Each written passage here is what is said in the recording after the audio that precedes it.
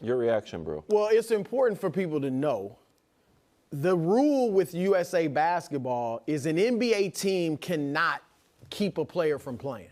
So the Clippers could not come out and say, we don't want Kawhi playing, and then they take him off the team. You can't. So technically, he has to say it's Team USA's decision, all right? Outside of that, I'm calling hogwash on what Lawrence Frank said. Oh, okay. Wow. I think what this is appeasing your superstar player. Yes. And saying what Kawhi wanted to play. So Lawrence Frank isn't going to come out and speak against that. So he's just backing it up. But here's why I'm calling hogwash. If you're a Clipper player, a Clipper fan, a Clipper executive, coach, whatever, why in the world would you want Kawhi Leonard playing? Patriotism?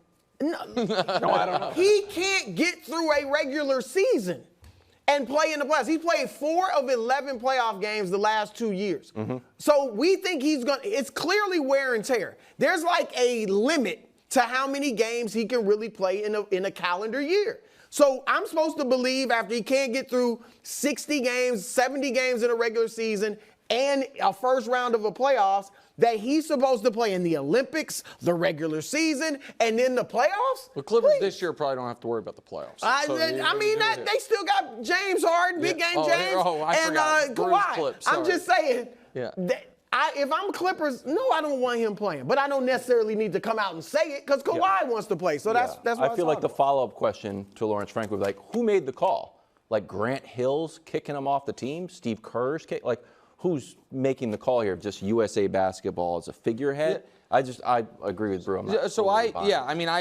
literally wrote down the Clippers should be thrilled that this isn't happening. I also have never seen a team, an organization, more enraptured by a player who hasn't done anything for them than the Clippers seem to be with Kawhi. Yeah. Like, people can say, oh, LeBron runs the Lakers. He may or may not. But the second year there, delivered them a championship. You know what I mean? And he's LeBron James. And so I'm not acting like there aren't a lot of examples of players having outsized juice on an organization. But usually that's a legend with that organization, or a player who has the chance, I might leave the organization, or a player who has delivered championship or championships for an organization.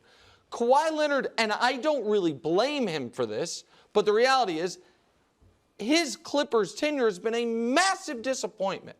Now, that's mostly because his body is broken down, and I don't hold that against him. But it is just amazing to me that the Clippers, the moment they got Harden, prioritized getting Kawhi signed, not Paul George.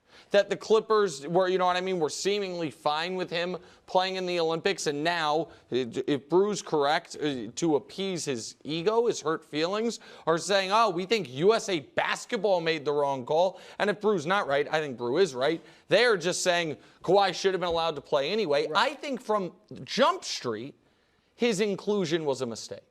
I think that there was, I know we're about to talk about Jaylen Brown here in a moment as far as replacing Kawhi. I think there's a very strong argument to be made that Jaylen Brown should have had that spot to begin with. Yeah. That he's a more useful player at this point than Kawhi, given the lack of reliability. So they made a huge mistake in giving Kawhi that deal. 3 years, $152 million, whatever it is. They should have given that probably to Paul George. Or you could have been in position to basically start all over and rebuild. Because it was just, I can't believe, good for Kawhi, and his representation did a wonderful job. But why in the world, if you're the Clippers, would you give him that deal? Yeah, but this is a guy who you should have saved what turned into a fraudulent line when it came to Jimmy Garoppolo, but is true when it comes to Kawhi Leonard. His body betrayed him. You know what I mean? And so for Kawhi, look at him. Two guys can have their body betrayed. I mean, really. Jimmy G's hurt all the time. That was his biggest problem. Kawhi's replacement, Derek White, which means Jaylen Brown, still on the sidelines. He tweeted some curious emojis. Brown out here firing takes, bro. Good tweeter. Yeah. Are you surprised Derek White was picked over Jaylen? There's a lot to react to there. I'm not surprised. I think it was a mistake. And look, we're still going to win the gold. But I'm just saying I think they should have had Jaylen instead of Derek White. I'm not surprised, though, because, and Grant Hill explained why. He said, look, Derek White's a role player with Boston. So he will be able to, it won't be any adjustment when he comes here and he's a role player, just shoot threes, just defend. Here's why I disagree with it. First of all, Kawhi Leonard wasn't a role player. Right. That's Kawhi not the wasn't team going to do built. he wasn't going to do the dirty things that they want Derek White to do, okay? Secondly, Nick, Jaylen Brown was fully capable of doing those things. He may not quite be the defender Derek White is, but Jaylen is a very good defender and maybe could be better. I think he could be if he he's doesn't not have asked to to worry about score. scoring 25 points a night. He can be a great defender, and that's what guys do on a Team USA. You just take a role.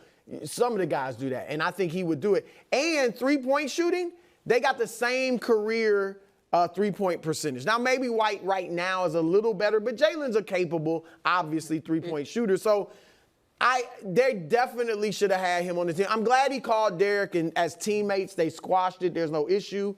But Jaylen Brown got snubbed. There's no two ways about it. There is an argument to be made. I think you have made it.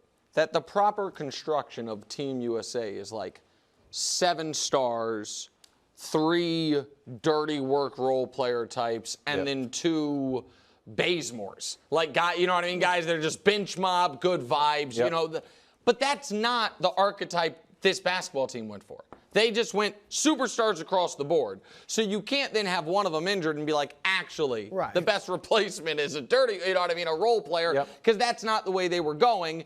And so, yeah, I think it's kind of ludicrous. I don't know enough about the inner workings of Nike and shoe company politics to know whether or not that's real. I do want to say this, though, because people think I don't like Jaylen Brown because years ago I mocked Danny Ainge, the extension he gave him, and sent out because I was wrong about how good Jaylen Brown was going to be, and I consistently pick against the Celtics. I've got just about more respect for how Jaylen Brown carries himself than almost anybody in the league. Right. He seems fearless. Yeah. He seems like a man that is going to stand on what he believes in, fully confident in who he is, and feeling like, at this point, I'm not saying I'm untouchable, but I'm saying I'm the finals MVP and I have the biggest contract in league history. So what are you going to do? I'm going to just be honest. I think that's dope. I think everything he's done as far as like who he is outside of just being an awesome basketball player is super cool. And look, he's been critical of Nike in the past, and I don't think they wanted that on the international stage. Yeah, but how much Nike's got that much sway? I'm just saying, I'm sure they didn't want that. I don't know that they made the decision or not. Thanks for watching. Subscribe here to get more from the show and to check out clips from other shows on FS1.